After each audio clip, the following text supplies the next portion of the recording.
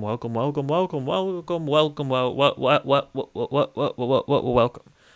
to another episode of Nerdy Movie News Roundup, the show where we round up all the news in the past week of nerdy movies.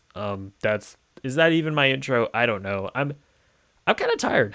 I'm not gonna lie. It feels like my brain is just kind of addled. Is addled the right term to use here? But I don't know.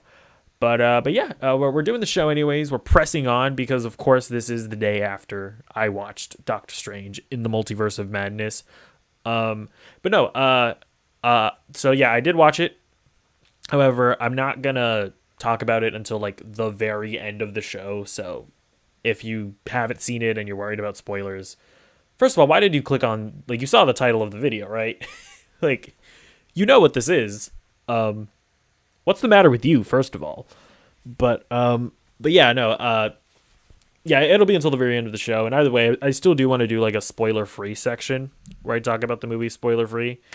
And then I'll get into spoilers. So, you know, you're safe for a good long while, and it'll be made clear when you can leave. Okay. But yeah, first of all, let's just get through all the news so that then we can talk about Doctor Strange. Okay. First of all, we got an Obi-Wan Kenobi trailer. I honestly don't have too many opinions on this because I feel like it's kind of more of the same in a way where it's like, hey, it's Obi-Wan Kenobi. He's in Tatooine or something, and people are hunting him. I feel like we kind of got that from the first trailer, and we're getting more of that with this trailer. Like, I'm still interested in the show, but I was like, yeah, it's this show. This show is coming out. I'm aware. I'm aware, and this show has made me aware again. So, or this trailer has made me aware once again. So, yeah, I still think the show looks cool. So, and yeah, and I know people are like super excited for this. I'm not like super excited for this because I'm not really like a massive Star Wars guy, and I'm not like a massive prequels guy. Although I do like Ewan McGregor in this role, but yeah, we'll and I say I'm not a massive prequels guy. I don't like the prequels, so there is that. But yeah, hopefully this is good. And the trailer, I mean, it was decent. Next up, we also got a House of the Dragon trailer. This is, of course, the Game of Thrones prequel that's coming out. Yeah, this is another one of those shows, or this is another trailer that I'm like, this is Game of Thrones. It's more of it. It's coming. I knew it was coming. And this trailer has told me that it is in fact still coming.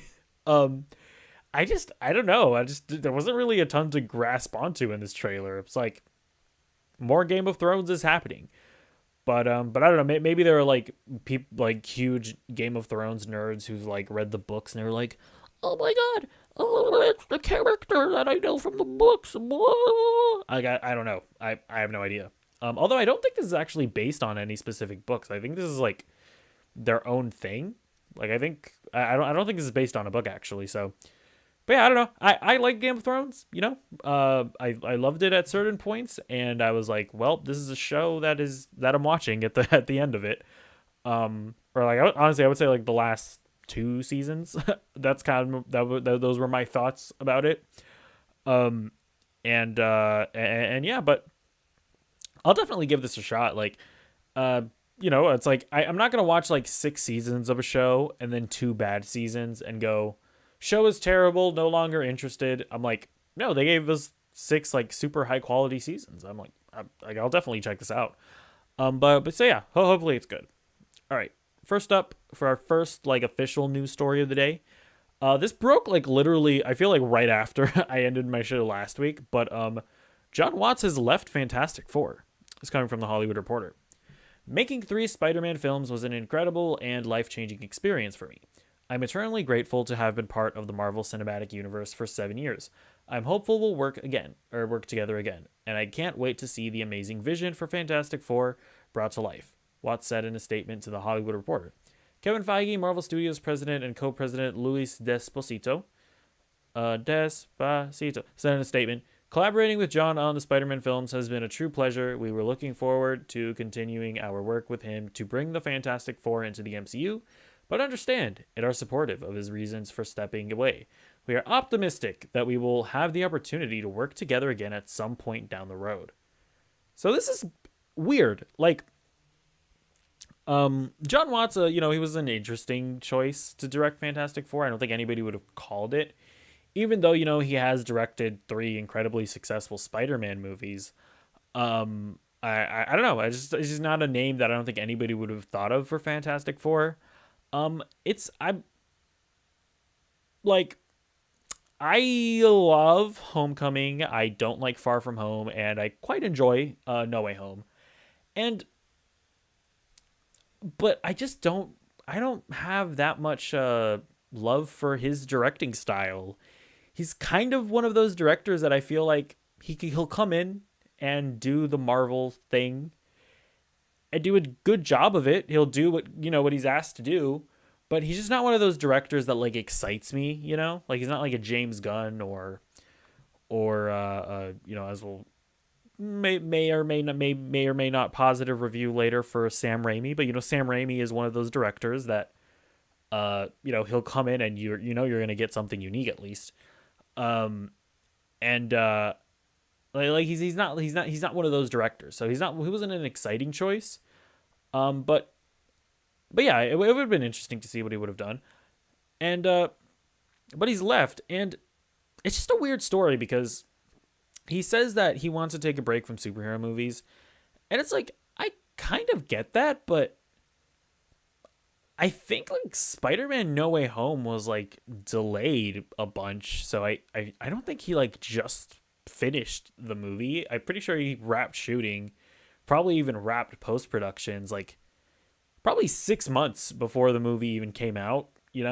It's been about 5 months since the movie's come out. It's not like they were going to get started on the project probably for another, probably at the very least, I would say 6 months, maybe even a year from now. I don't think we're necessarily going to see this Fantastic Four movie. So I think it's weird. But then again, I think apparently he's also making a movie with like, I think George Clooney and somebody else.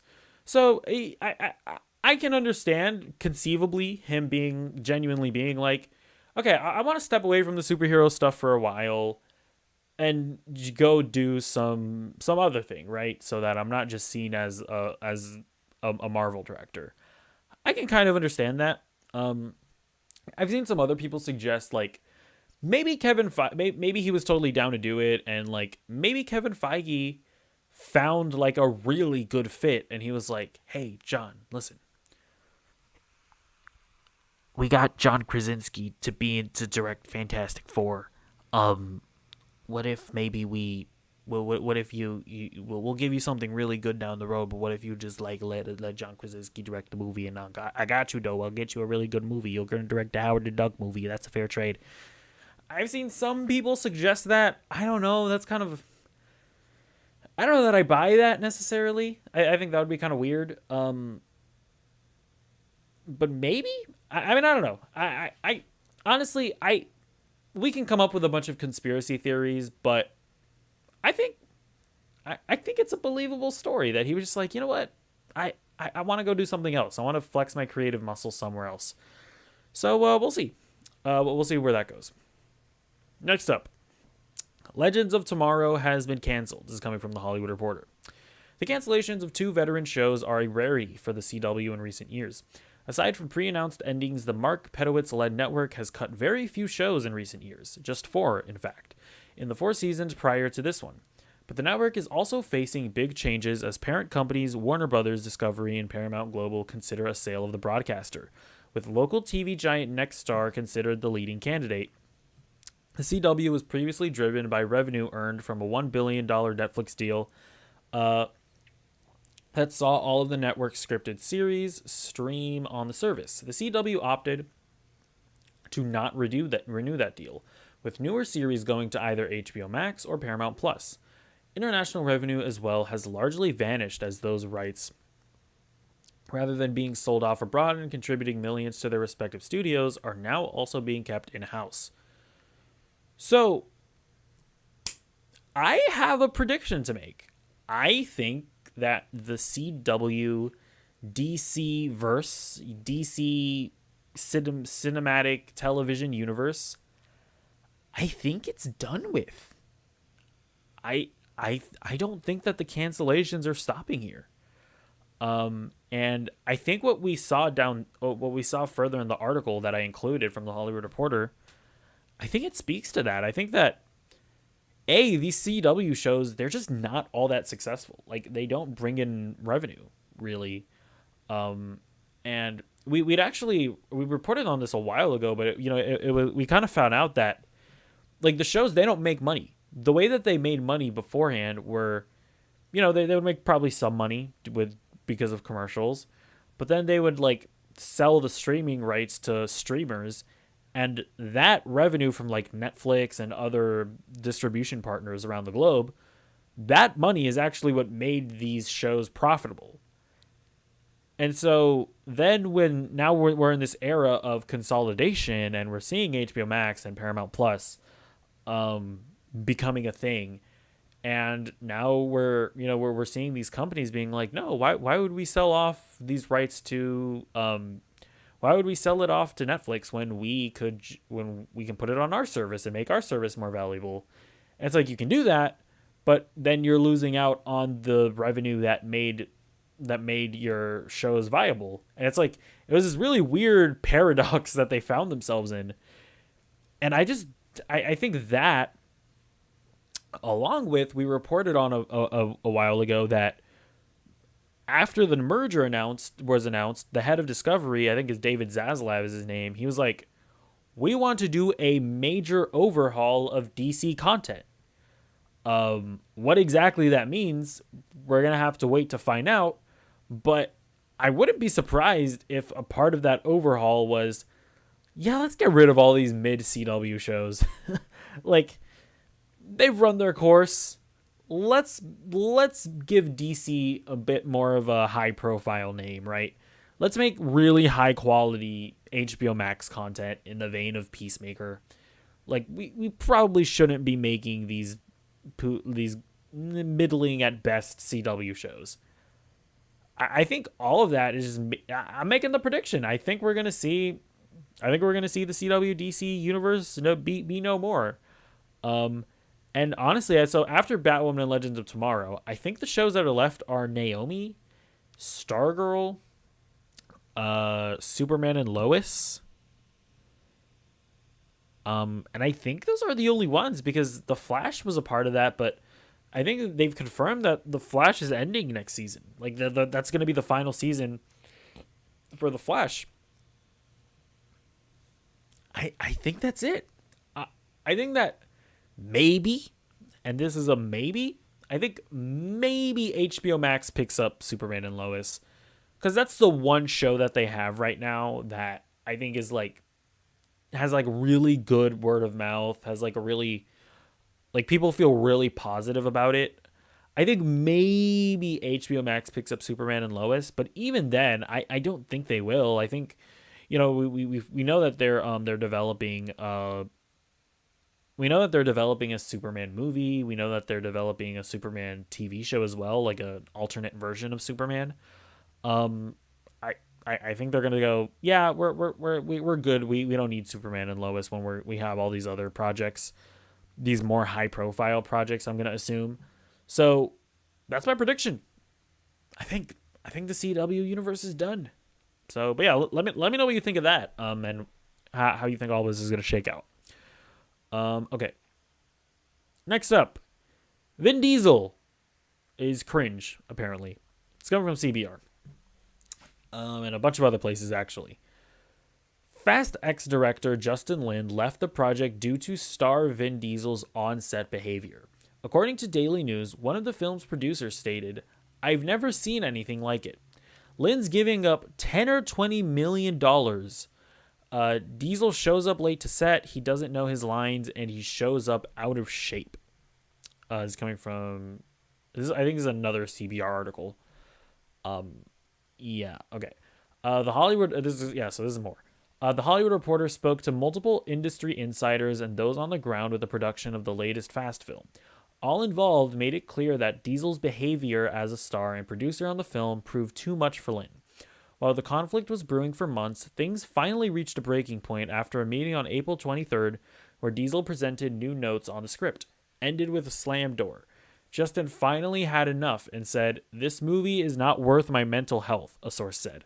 According to the report, Lin believed that the script was finalized as the team headed into production on the film.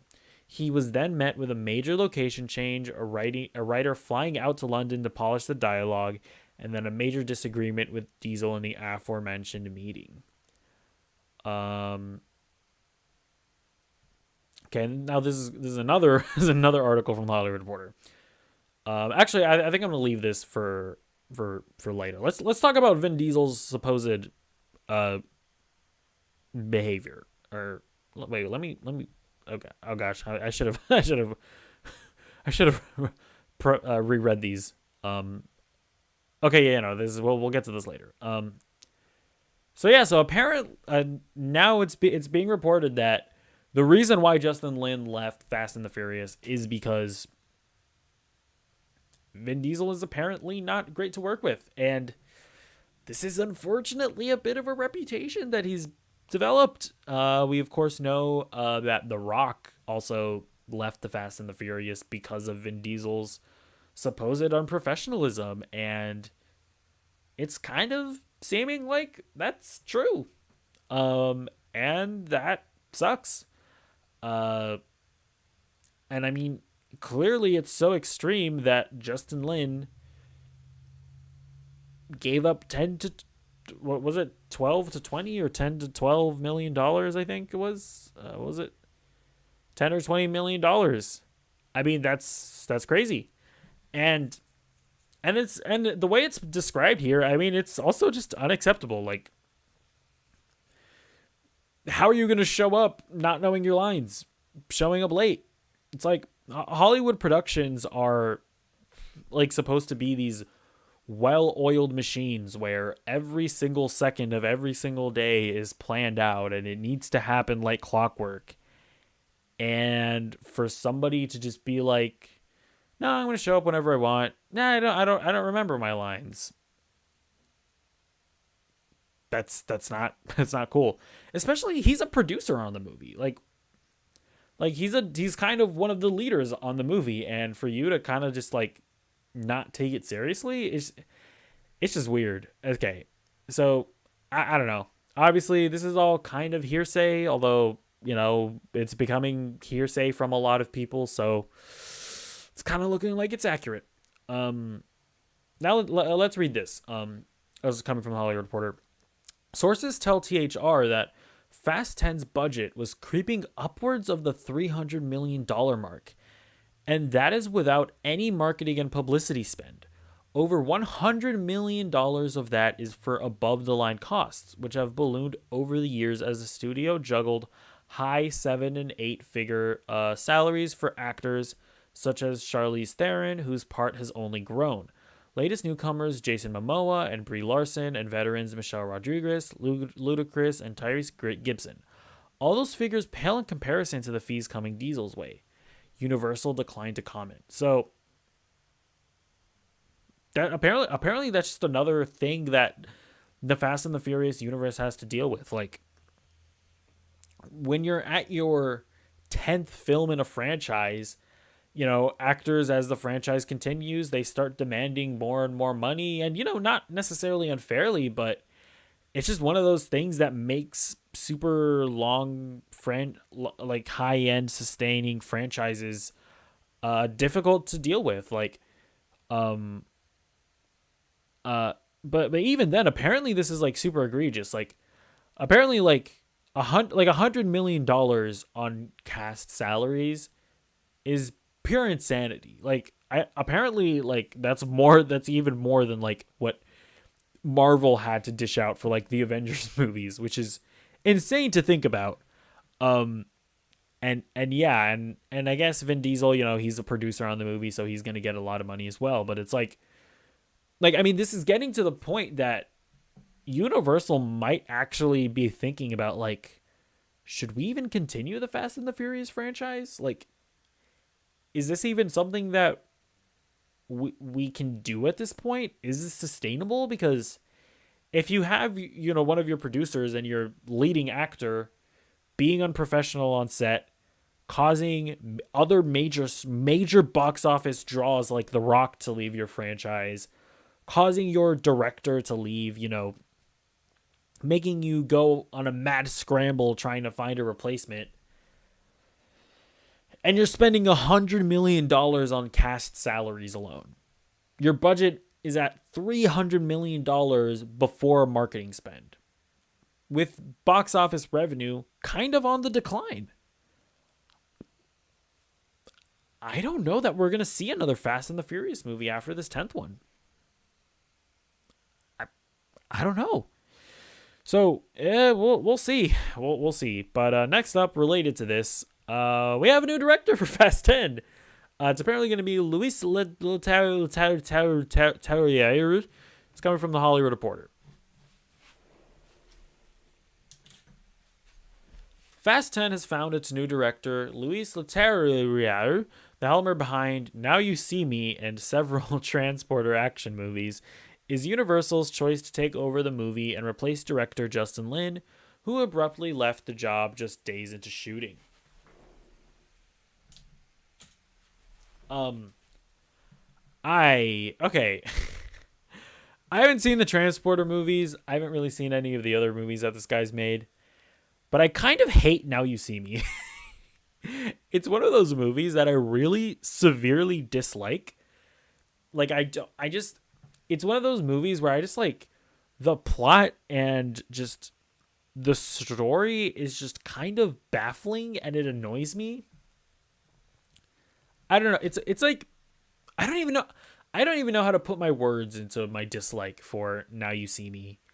And I'm not going to put any effort to it in this segment. So all I will say is that Justin Lin has proven to be the best director that the Fast and the Furious franchise has seen. And I do not believe that Luis Leterrier is a suitable replacement. That's my take. And I guess that's all. I'll leave it at that. Okay. We got a Chris Pratt new suit. Star-Lord has a new suit. This is on set of the new Guardians movie. Look at the suit. Look at that. Wow. I actually think it looks really cool. I wonder if they're gonna like team up with the Nova Corps at some point in this movie, and he's gonna have to, and they give him a suit. That's kind of what it looks like. We also see Nebula wearing the suit, which is cool. And yeah, I think it's a cool looking suit. Not much else to say about it. Okay, next up. Gotham Knights. Okay, so actually kind of in contrast to what I was saying about the CW DC universe being yeeted from the airwaves. Gotham Knights pilot is wrapped. Oops. Spoiler for future topic. Oh no. I've been playing this game, but you're not supposed to know about it yet. Let's read about Gotham Knights. It's coming from Screen Rant. Batwoman writers and producers Chad Fivish, James Starr, and Natalie Abrams are co-creating the series, which isn't tied to the Gotham Knights video game that is coming later this year. So yeah, I use that image just because there is no image for the Gotham Knights show. That's Nightwing. Nightwing isn't going to be in the show, so whatever, sue me. Despite the trio's involvement, Gotham Knights is also not being eyed as a Batwoman spin-off series, nor will it be tied to any of the other Arrowverse dramas. But that line there from Screen Rant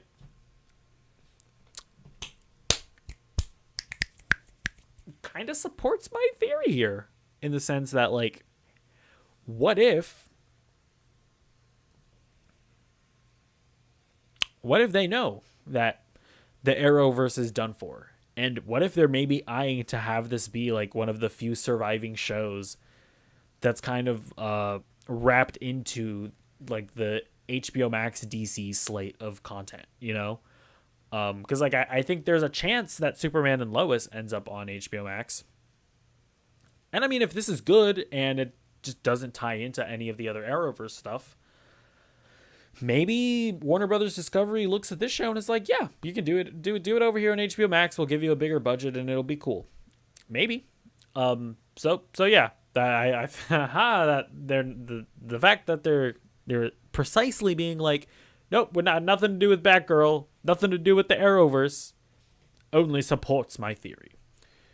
All right, next up, Amanda Waller. She's getting a spin-off show. It's coming from the Hollywood Reporter. Viola Davis, who played Amanda Waller in the film, and its definite article-less predecessor, is in talks to reprise her role for a series project in the works at HBO Max. The show would spin off from the streamer's Peacemaker, which featured a couple of brief appearances from Davis's Waller in the first season. Plot details are being kept quiet, but sources say the potential series would build on Davis's appearance in the Peacemaker season finale, which debuted in February on HBO Max. Danielle Brooks' character in the series, Leota Adebayo, is Waller's daughter. Crystal Henry, Watchmen, the series, I believe, will write the spin-off and executive produce with the Suicide Squad writer, director, and Peacemaker creator James Gunn, Davis, and Peter Safran, an EP on Peacemaker. So, yeah, it looks like we're going to be getting an Amanda Waller show starring Viola Davis and being written by the guy who wrote Watchmen. Now, I started Watchmen and I was enjoying it, but I never actually finished it. I feel like it's a show that I should probably go back to. I mean, interesting. I mean, here's the thing.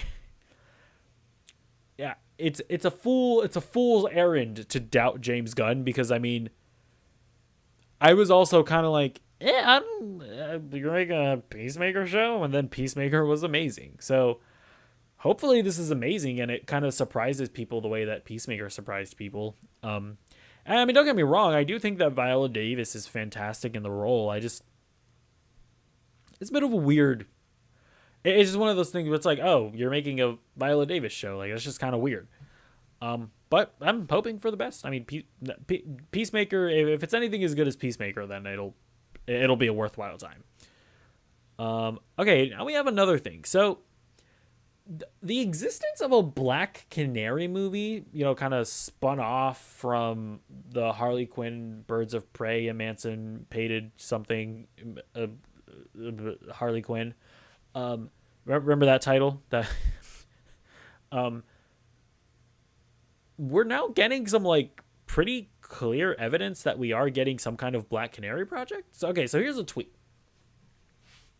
So what you're seeing down in the bottom left, that's like a fan poster for like a potential Black Canary HBO Max movie. And there's a writer, Misha Green, who she posted a picture on her Instagram, which you can see on the bottom left or on the bottom right, where she apparently used Black Canaries, that fan poster, as just like a cover for her binder. And so the fan who made the poster, she was like, is Misha Green using my Black Canary logo / poster as a reference, or am I going insane? Am I saying this right? Hello? What the? That's a naughty word. I'm not going to say that. I'm shaking. I'm hyperventilating at Misha Green? Hi? And then Misha Green responds, I choose an image to put on the cover for my writing binder on every project. Something that reminds me of the vibe I'm aiming for every time I go to write. Your poster was / is fire. Raising hand emoji. A fist emoji. Now, correct me if I'm wrong, but I don't think they ever like officially announced a Black Canary movie was coming out. I don't know how to take this other than, if not confirmation that like it's been greenlit, confirmation that it's being worked on. Or I mean, I guess this could also be like a series. But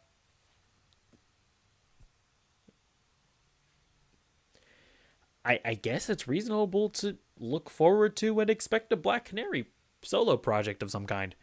I don't know. I guess I'd be interested in one. I liked I enjoyed watching that Harley Quinn movie. I didn't find like the narrative to be especially strong, but I was like, I really like this director's just directing style, and I like the action. It was just a slick movie to watch, but I didn't really find myself connecting with the characters much. But I mean, I'm not going to be opposed to a Black Canary movie, but it's also like I don't know that much about Black Canary anyways. She was always just one of those characters that showed up in cartoons, and so I've seen her quite a bit, but I just don't have much experience with the character. Um, so yeah, well we'll see how that all plays out. And okay, our final story of the day. Percy Jackson, we have a full cast. So the girl on the left, her name is Leia Sava Jeffries. Yeah, that's how you pronounce that. She's gonna be playing Annabeth, and the guy on the right, he's Aryan Simhadri. Hope definitely pronounced that wrong. He's gonna be playing Grover, and so yeah, this is our main trio for the Percy Jackson Disney Plus series. I I mean I think they look like kids. So first of all, that's good, I guess, and yeah, I mean I guess the only thing is that I just don't have much to say about this cast. Oh yeah, and we talked about the kid. I don't remember his name. The guy in the middle, he's playing Percy. Um, I yeah, like I said with the kid when I initially covered the story, I just don't have much to say because I'm not familiar with their work. I haven't seen them in anything. So hopefully they're good actors. But I mean, just looking at them, I'm like, cool. I buy them as Annabeth and Percy and Grover. Like I can see it. You know what I'm saying? And I think it's cool. I'm into it. So yeah. I really want this show to be good, man. I honestly like I always felt like Percy Jackson had the potential to be like the next Harry Potter, to be like the next like big like children's book turned to movie, or I guess in this case TV show, to be just like the next sensation. But the movies just didn't do it. They just didn't do it. And I know that Rick Riordan, the author, he's more involved in this, so I imagine this is going to be a lot more faithful. Whether or not it'll be any good, we'll see. Because obviously he's a book author. He's not like a showrunner or anything, but obviously he's working with people that are involved in television, so his involvement definitely does raise my expectations. But I don't know. And I think the other main thing that kind of makes me worried is that there really isn't anything good on Disney Plus aside from Marvel and Star Wars. And even the Marvel and Star Wars is at oftentimes not good. So I really hope this is gonna be like the first non-Marvel / Star Wars thing that is worth watching, because I think it deserves to be on that same playing field. And I think Percy Jackson has the potential to be that big, like to be that talked about, and to be as important to the Disney Plus service as those other properties are. So I'm hoping for the best, and yeah, we'll see how this show comes about, I suppose. All right, now let's get into what I've been watching. First of all, I finished Super Mario Sunshine. I didn't really love this game. The thing is that there's a lot that I like about it. Like, I mean, first of all, it looks really nice. I think, man, that the GameCube is just a cool console, and I think even visually, those games just hold up. And this one especially, it's bright, it's colorful. The water still looks really pretty. It's a visual treat. I also, this game is very bizarre in that there is full on voice acting in this game. Like, there's not a ton of it, but when you boot up the game and it opens with just full on voice acting, and like Mario being sent to prison. This game is just bizarre in a hilarious and entertaining way. Um, and I guess spoilers for Mario Sunshine. Not that you should care about spoilers, but it's like there's also this like surprisingly dark, narrative hook with it being revealed that like Bowser Jr. kind of like sees Princess Peach as his mother. I'm like, whoa, like that that's dark, right? Like for Bowser to be tricking his son into thinking that they're doing what they're doing so that he can have a mother. Like, is there some like backstory where Bowser's wife died or something and he's been traumatized and and that's why he's been trying to capture Princess Peach? Like, is that like an official thing? Because that's dark. Like, what? Um Although they kind of walk back at the end when like Bowser Jr. is like, I know she's not my mom, but either way, that implies that there is some kind of like some like depressing backstory where his mom dies and he's trying to find a replacement. Like, it's still dark. That is still incredibly dark, even if he's aware. Like, what? So I also I enjoy how like just insane this game is. And I also, the other thing that I really like about the game is how cohesive the world is. So it's like when you play like Super Mario 64, for example, it's like there's Peach's castle, and that's kind of like the tangible world that you're in. And then you jump into paintings and you go into a bunch of random places. What I actually really liked about this game was that, and there are definitely moments where you just kind of like go to random worlds or whatever, and there's no real cohesion, right? But for a lot of the levels in this game, it's because I guess like the broader thing of the game is that you're like on an island or whatever. You're going to like vacation on an island, and then shenanigans happen. But like when you're going to different when you're going to different levels, it's often like different places on the island. So it all feels connected. Like when you're in one level, you look off into the distance and you can see the other level. And then later when you go to that level, you can kind of look at the level that you were just at. And it's not an open world, but it feels connected in a really cool way that Mario games, honestly, no Mario game since I think has really done. And I super appreciated it about that game, because a lot of times in Mario games, you kind of just feel like you're in like a void. Like, especially when you're playing like Super Mario 3D World, it's like the levels that you're in, they're not like these tangible places, right? They're like these kind of bizarre like pocket dimensions that you're in. I think this is like the only Mario game where it's like, yeah, because even when you play something like Super Mario Odyssey, you can like you get to the edge of the world and it's like a weird void, right? In this game, you get to the edge of the level, but there's ocean, or off in the distance you can see the other levels, and it's just a really cool thing that they do here. And so there's a lot about this game that I really like. I just don't really like the way it controls. And that's mainly it. I don't like the way it controls, and I don't find like the level design and like the missions to be inspired. Like I just found it to be not as engaging as other Mario games. And it's a shame, because there's so much about the game that I really like, but it just wasn't fun to play for me. So yeah, Super Mario Sunshine.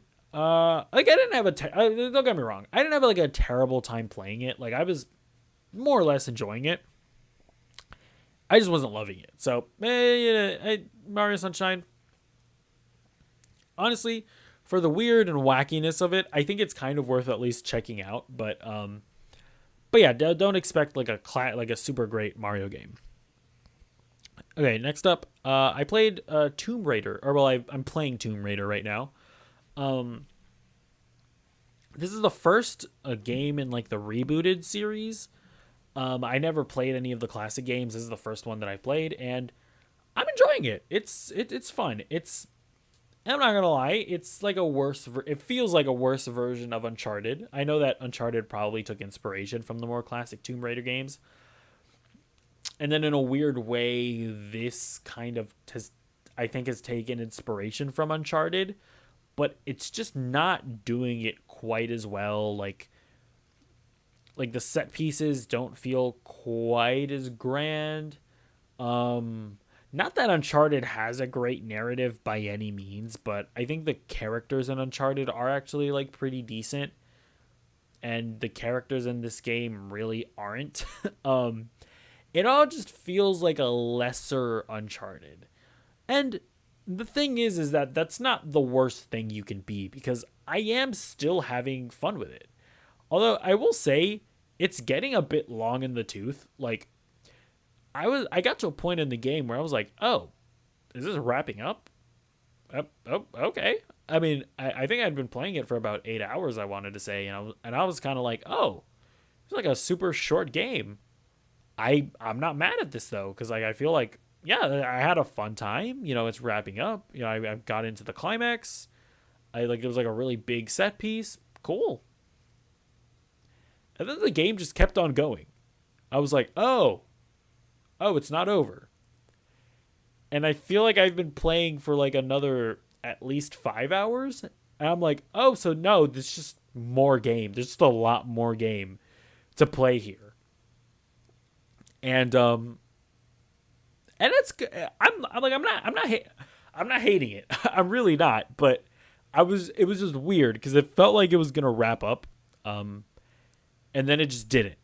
But yeah, it's a fun game. I definitely recommend it. I think if we're not going to get an Uncharted anytime soon. So if you're a really big fan of Uncharted and you want that same kind of itch scratched, this is not a bad game at all to play. So yeah, I'd say check it out. And it's also, I would argue, a bit more serious than Uncharted, and it's also more brutal than Uncharted. That's the other thing I would say. It's the deaths in this game are savage and just disturbing a lot of times. So yeah, I guess be warned about that. It's not as it's not as like campy or fun as Uncharted. I think it tries to take itself a bit more seriously. But yeah, okay. Next up. I started watching a show Under the Banner of Heaven. It's a show on Hulu, and basically I think it's based on a true story. It's about a cop played by Andrew Garfield, is like the main character, or he's a detective, I guess, and he's investigating some murders, and where like a culty Mormon family is involved, and he's also Mormon, and there's a lot of conflict there, as you would imagine. And yeah, it's a pretty solid like true crime detective show thing. It's very much like, yep, this is a true crime show, and it's really solid. And some there are times where I'm just like, I'm just have the itch, like I want to watch one of these, and I was kind of feeling the itch, and this show came out at like the perfect time for me, and I've been really enjoying it. I think Andrew Garfield, he's just a great actor, and he puts on a great performance. Religion is one of those things where it's like it's very easy to make it dark and sinister, and this show definitely does that. And it's and I don't know much about Mormonism. Is that what you call it, Mormonism? So I don't know if this is offensive or if it paints it in a bad light unfairly. Although apparently this is based on a true story, but it also kind of like the show is very much like they're bad Mormons, but also Andrew Garfield is a good Mormon. So not all Mormons are bad. So don't get mad at us, Mormons. Like it feels like that's kind of what the show is saying. So yeah, I don't know. I think it's a really good show. It's a really interesting show, and yeah, I recommend it. Next up, I also watched Moon Knight episode 6. This was the season slash series, maybe finale of Moon Knight. Still very unclear whether or not we're getting another season of Moon Knight. If you don't know what's going on with all of that, uh, basically Moon Knight uh has not been it has not been greenlit as of yet for another season, and Disney like submitted it for a second season. Or no, Disney submitted it into the Emmys as best limited series, which means that it's a limited series that isn't going to continue. Um, and Oscar Isaac apparently only signed a contract for this show and nothing else, which is actually very abnormal for the MCU. And so all of that points towards this being just legitimately a limited series that isn't going to continue. But then, spoiler alert, I guess, if you haven't seen Moon Knight, although it's been a couple days, you should have seen it by now. But, I guess spoiler alert. But it ends with very much teasing another season, or at the very least that we're going to see this character again. So who knows? But either way, my thoughts on this episode. I liked it. I had a lot of fun with it. I do think it just kind of suffers from what WandaVision suffered, where this was a very unique and interesting and different, which is the same as unique, so I kind of just repeated myself there, but it's a very unique show for the MCU, and it feels like they felt the pressure of like, we need to have a big superpower beat fight in the finale. That's how it has to end. And so, especially coming off of episode 5, which is one of the best things that Marvel has ever done. Like, that was such a fantastic episode. And then it's like coming off of that into let's see the superheroes fight the supervillains in a big CGI battle. It just felt a little, I don't know, it felt like there was a bit of a disconnect from the feel and tone of the first 5 episodes and then this finale. But that being said, it only felt weird because of what we got before.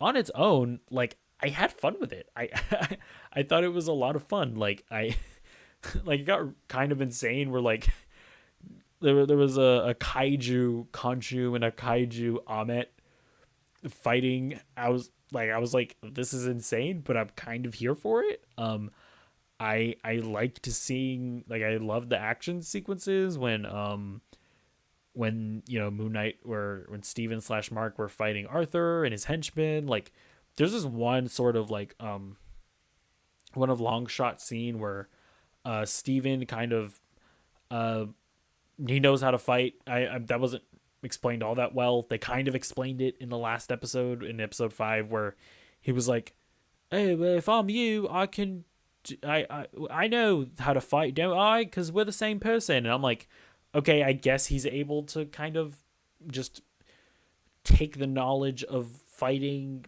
I don't know. I guess I'll roll with it. But there's that really cool long shot in episode 6 where he has as a scream of sticks like Daredevil, and he's just like rolling through, like punching through a bunch of guys, and it's really cool.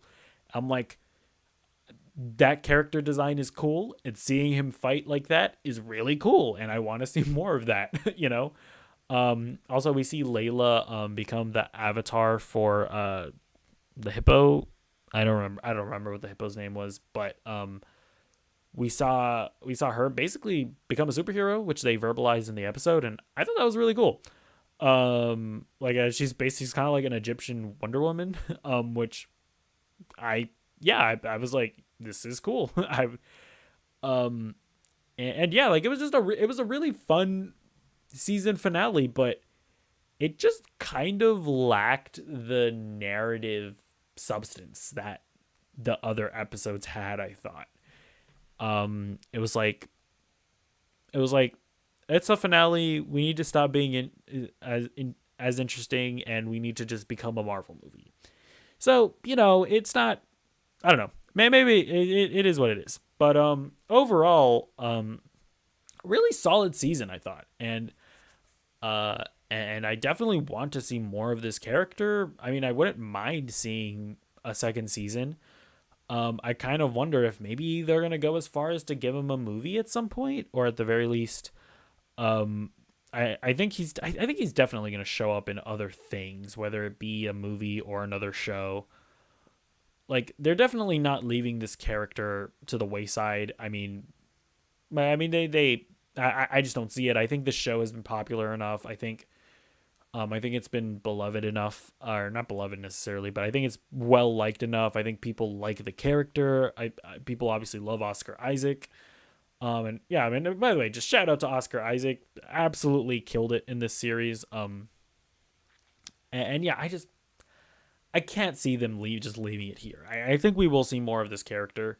When slash where, who knows really. I you know I've been I've been wondering, could we see Moon Knight show up in Thor: Love and Thunder?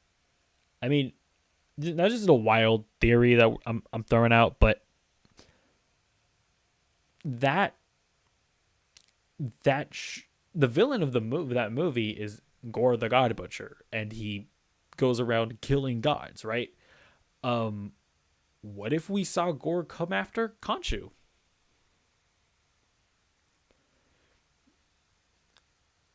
That could be cool. I mean, I just want to throw that out there.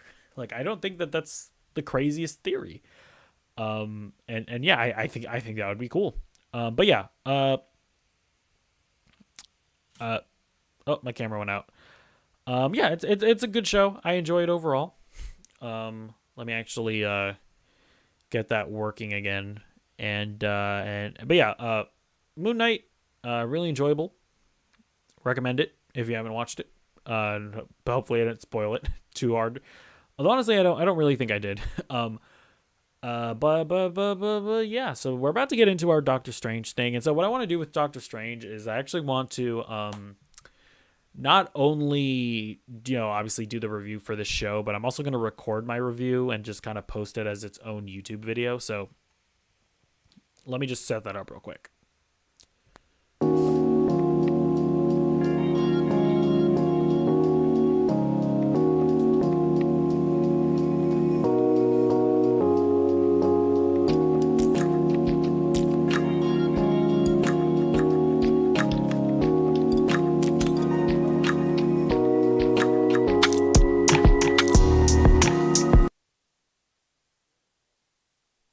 Now you can hear me. Hello, how are you?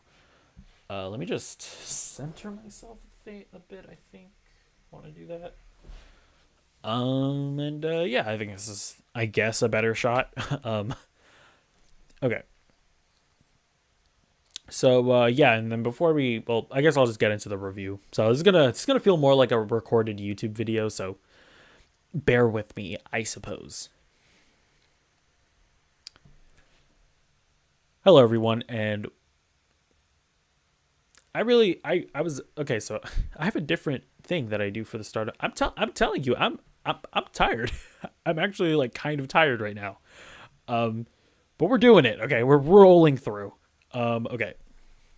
Like there's a different way that I start my YouTube videos, and I was just about to do my stream intro. Okay, let's try this again.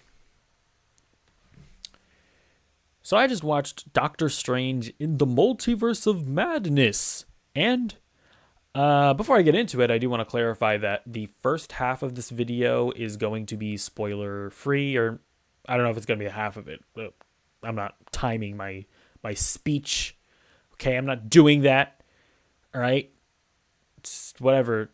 Leave me alone. And yeah.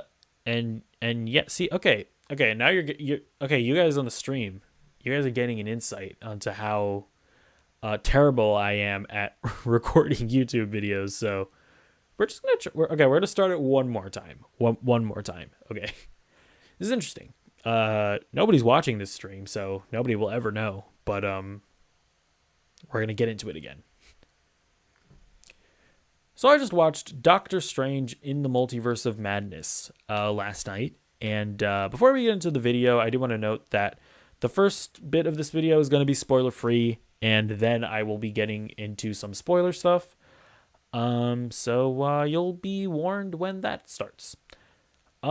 I really enjoyed this movie. It is, I think the biggest thing that I was surprised about and that I enjoyed was how small and simple the narrative of this movie is and the plot of this movie is. I think one of my biggest worries was that it was going to kind of be bogged down by, the multiverse and it wasn't really going to be a Doctor Strange movie, and that it was basically just going to be a movie being used to like set up the next, decade of MCU storytelling or something like that. But honestly, a lot like Captain America Civil War, actually, I feel like, you know, Captain America Civil War did a good amount of stuff, but it also like very much was a Captain America movie, and more than that, it was a direct sequel to Captain America the Winter Soldier.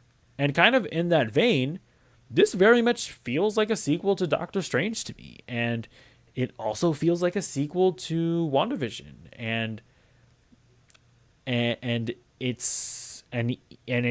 really doesn't get bogged down in, setting up the next 10 years of the MCU. Like, it is a very focused narrative. It knows what it wants to do, and it does it without getting too distracted. So, but yeah, and it's also been directed by Sam Raimi. Now, when it comes to Sam Raimi, I actually haven't seen Sam Raimi's like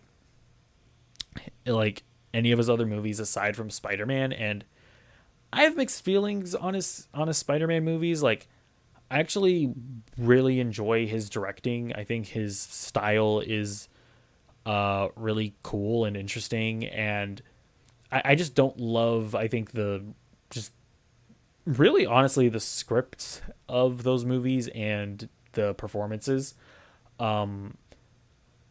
But when you put his directing style in here, where I do like these iterations of these characters, and I actually do like the story that's being told in this movie. His directing style, I really enjoy, and I just come to fully enjoy this movie. And the other interesting thing about this is that there were hints of horror in the Spider-Man movies, like where like the Doc Ock hospital scene, and some of the stuff with the Green Goblin, but and so I know that he also did like the Evil Dead movies, so he's kind of a horror director. Like, I don't know if he's primarily a horror director, but I know he's done horror. Doctor Strange in the Multiverse of Madness is like kind of a straight up horror movie. Like, it is. And it's really interesting and unique for the MCU, and really pushes the boundaries of PG-13 in a way that I wasn't expecting. Like, there are a couple things in this movie that I'm straight up surprised that they were able to get away with. I'm like, there's one specific thing where I'm like, how did that not get you an R rating? Like, that's dark. This one thing that they do.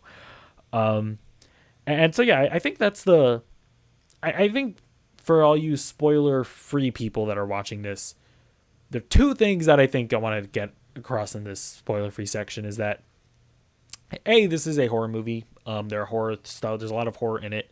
So if you have like a small child, honestly, maybe don't take them to see this, or go watch it like by yourself first, and then decide whether or not you want to take them, because it's honestly pretty heavy in parts. Honestly, both just in terms of scary and frightening stuff, but also as subject matter wise, like, it gets really dark. And then also the other thing I want to get across is that if you're going into this movie expecting like cameos every 5 seconds, and so that you can clap and be like, oh, look, the person, it's a person, he showed up out of a portal, it's the character from the movie that I've seen before, I recognize him, I'm clapping in the theater.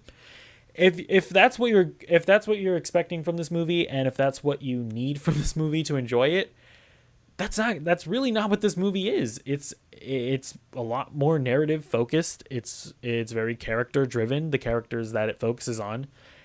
And I personally like that about it, but I've seen some people come out of it disappointed that it's not like, Avengers Endgame with character with like a million different characters. So yeah, those are the two things that I want to get across in this spoiler free section. Now I kind of just want to dive into the spoilers. Um, okay, so are you gone? Or sorry, are you all gone? Okay. Uh, First thing I want to say, I was right. Okay, so here's the thing. A while back, Disney Disney had their Disney Plus presentation where they announced a bunch of shows like I think like Marvel Zombies, Spider-Man Freshman Year. They announced like there was like a bunch of weird shows.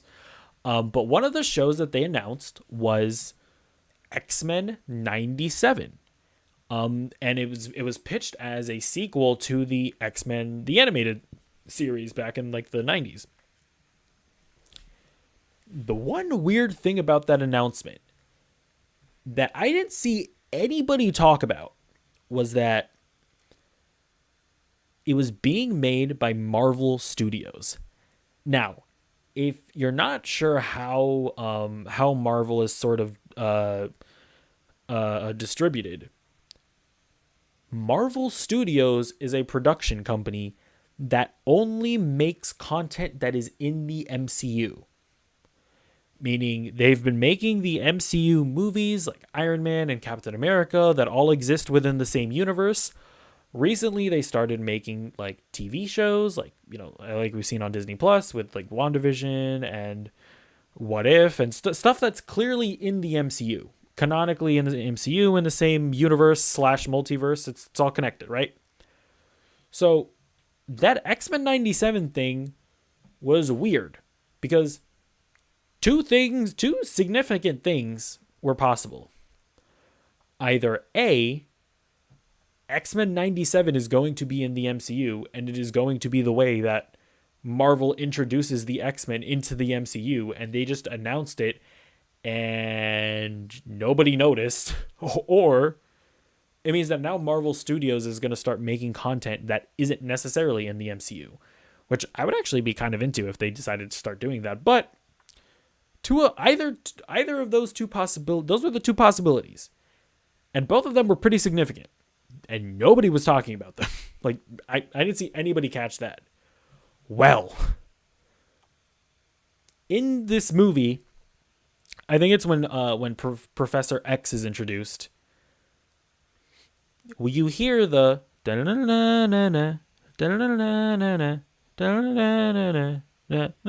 the X-Men the animated series theme, fantastic theme.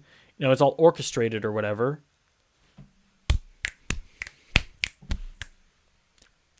In the credits of this movie, I caught it. That music is credited as the X-Men 97 theme.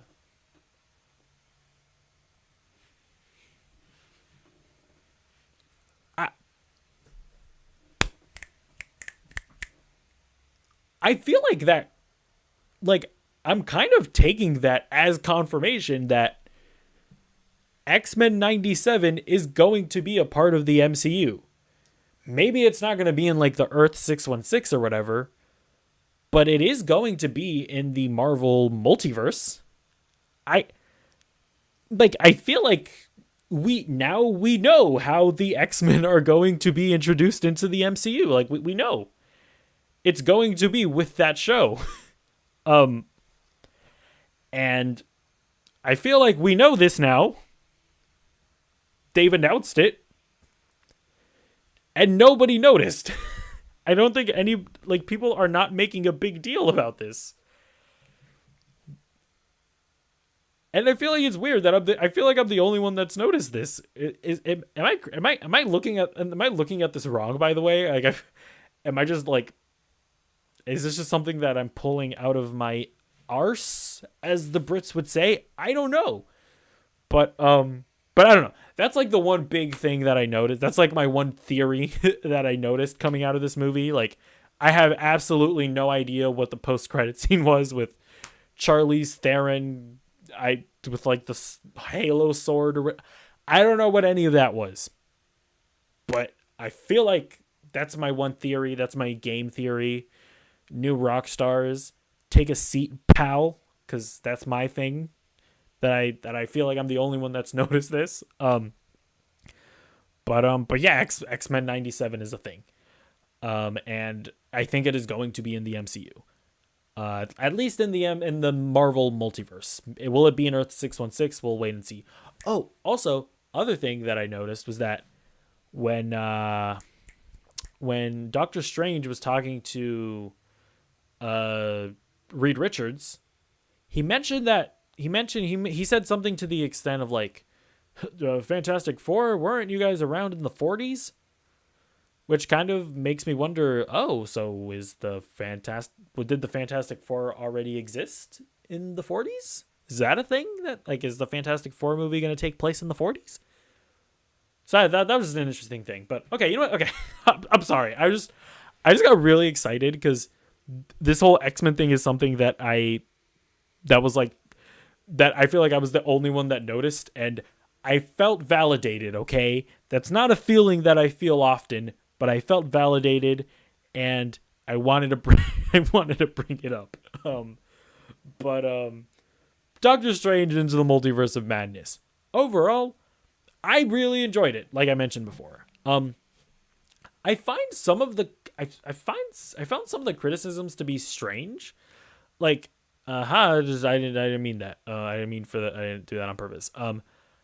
I've seen some people say that they felt the movie was like overstuffed, that there's too much going on.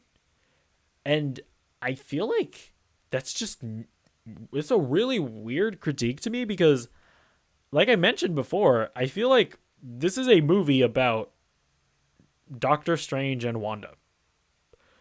And really the theme here is, is finding happiness, right?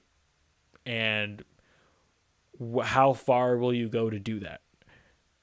That is like a very simple plot, a very simple theme, and I don't feel like it get bogs down in the whole multiverse shenanigans whatsoever. Like I was really surprised at just how not about the multiverse really this movie was, and just how focused it was just on Doctor Strange and Wanda. And yeah, like again, I was surprised that there really weren't that many cameos. I feel like really it was just the Illuminati, and I will say those pretty much all of those were spoiled for me. Like I saw leaked screenshots from it, and it was annoying. But honestly, and it did kind of bum me out. But when watching the movie, like they weren't significant. Like those cameos, like those cameos don't make the movie. Like and the movie isn't really like it. I feel like the movie also isn't really spoilerable because it's really about like the plot is so simple that even if you know the plot, they tell you the plot like right off the bat. Like I was shocked that right off the bat they were like, Wanda's evil, she is the bad guy, and she just is the bad guy. There's no twist where, oh no, there's somebody pulling the strings. It's like, nope. Wanda is just crazy, right? And so that's why the spoilers didn't really bother me. So yeah. And yeah, I thought that, and yeah, I guess just to address some other criticisms, like I've seen people say that Wanda's character turn is like, it didn't feel natural. Heavily disagree. She crazy. She took over a town, tortured people. You really think that her killing people to get what she wants is like a super unbelievable turn of events? Like, really? Like, is it really? Because here's the thing. The difference between what happened here and in WandaVision is that in WandaVision, she had what she wanted, and then she was keeping people away from her town, right? that's the main reason why it didn't necessarily escalate to what we see here. But then in Doctor Strange 2, other people have what she wants, right? In America Chavez. Other people have what she wants. I don't think it's a stretch for her to go through them in order to get to America Chavez. The only reason why she wasn't doing that in WandaVision was because she already had it and she was just keeping people away. Like the idea that in a WandaVision, the idea that she wouldn't have killed anybody, like yeah, she absolutely would have. Like what are you talking about? So I really don't think that the character turn is at all out of line for her. The fact that there were like people, honestly, it reminds me of like Daenerys Targaryen, where it's like it was so obvious that she was gonna turn evil. Like that was so obvious. Anybody that named their children Daenerys, anybody that got tattoos of her, and then got mad when she had like her heel turn in the final season. That was so obvious. You could see that coming from 5 miles away. Um, Anybody watching, anybody that was like, "Yes, Queen, yes, Stan Wanda, yes, oh my gosh, I love her so much," and then that's like mad that she does what she does in this movie. Like, really, really? You don't watch her enslave a town and think that, oh yeah, no, she crazy. She could potentially kill people. Like she would do that to get what she wants. Absolutely, she would. I don't know. That's a really weird criticism that I've seen. Um, but but yeah, and I mean honestly, I feel like there's not really that much to say in regards to the spoiler section of this movie because it's not like it's very simple. Like this is a movie about Doctor Strange and Wanda, and it's about them, you know, uh finding happiness and how far would you go to do that. And I think that's such a simple yet powerful story. And I personally thought they handled Wanda really well. Like I don't think that. Oh yeah, no, and as far as Doctor Strange goes, I've also seen some people say that he was like sidelined in the movie. I don't think so. Like he's still very much the main character, and Wanda is the antagonist. And I personally was super invested in him kind of realizing that he isn't really happy and that he would have wanted to be with Rachel McAdams. Forgot her name. Is it Karen? It's not Karen. Is Christine? Christine. Like I was super invested in that, and it was actually kind of like you don't necessarily have to watch the Doctor Strange episode of What If, but the Doctor Strange episode of What If, and then when you add on this movie, it really just kind of paints the Doctor Strange character as just this incredibly tragic character across the multiverse, really, because it seems like that's just the thing where he can't get with Christine, and seeing this Doctor Strange able to overcome that sort of fate, I guess, in a way. Not that he's with Christine, but that the fact that our Doctor Strange is able to kind of find peace with himself. I actually think that was like a super powerful story that they told. So yeah. Overall, I really enjoyed the movie. Oh yeah, and they also America Chavez, she was in it. I thought she was kind of a weak character. Like I liked the character.